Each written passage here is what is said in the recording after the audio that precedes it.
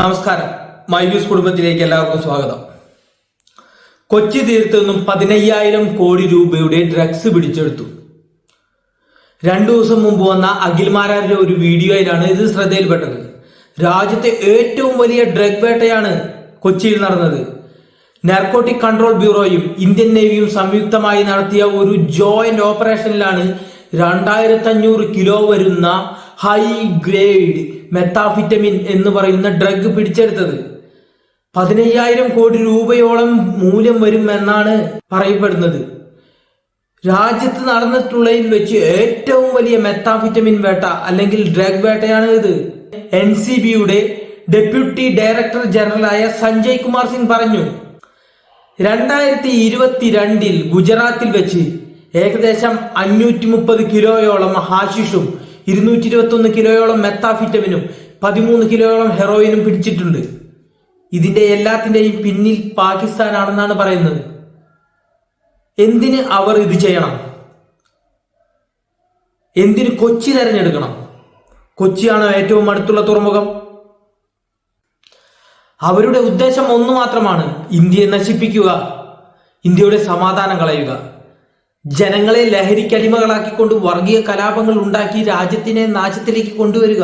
ഇത് മാത്രമാണ് അവരുടെ ഉദ്ദേശം. പാകിസ്ഥാന്റെ ഏറ്റവും അടുത്ത് കിടക്കുന്ന തുറമുഖം കൊച്ചിയാണോ? അവരുടെ ഏറ്റവും അടുത്ത് കിടക്കുന്ന തുറമുഖം ഗുജറാത്താണ്. ഗുജറാത്തിലേക്ക് ഏകദേശം 500-550 കിലോമീറ്റർ മാത്രമേ ദൂരമുള്ളൂ. പിന്നെ എന്തിന് അവർ 2200-2300 കിലോമീറ്റർ ദൂരമുള്ള കൊച്ചിയിലേക്ക് ഇത് കൊണ്ടുവന്നു? അതിനർത്ഥം ഒന്നു മാത്രമേ ഉള്ളൂ: കൊച്ചിയുടെ കാലാവസ്ഥ ഇപ്പോൾ അവർക്ക് അനുയോജ്യമാണ്.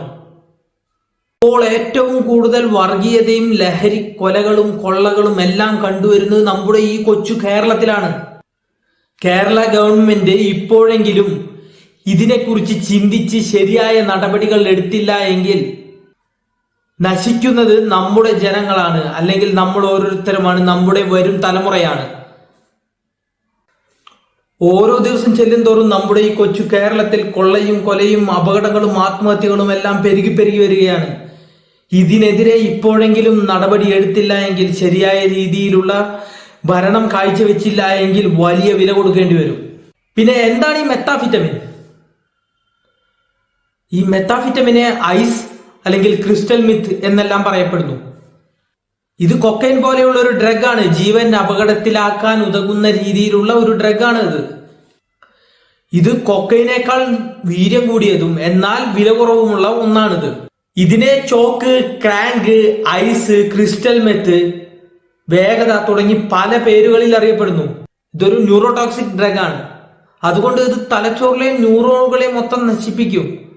ഇതിൽ അടങ്ങിയിട്ടുള്ളതെല്ലാം മാരകമായ വിഷപദാർത്ഥങ്ങളാണ്. ഇത് ഉപയോഗിക്കുന്നവർ അക്രമാസക്തരാവുകയും അക്രമങ്ങൾ ചെയ്യുകയും രാജ്യത്ത് കൊള്ളയും കൊലയും അക്രമങ്ങളും വർദ്ധിക്കുന്നതിനും ഇടയാക്കും. സ്വന്തം ജനങ്ങളെ രക്ഷിക്കേണ്ടത് ഓരോ ഭരണകർത്താവിന്റെയും ഉത്തരവാദിത്തമാണ്, അവരുടെ കടമയാണ്. ഇനിയെങ്കിലും അത് മനസ്സിലാക്കി ഭരണകർത്താക്കൾ ഉണർന്ന് പ്രവർത്തിക്കുക.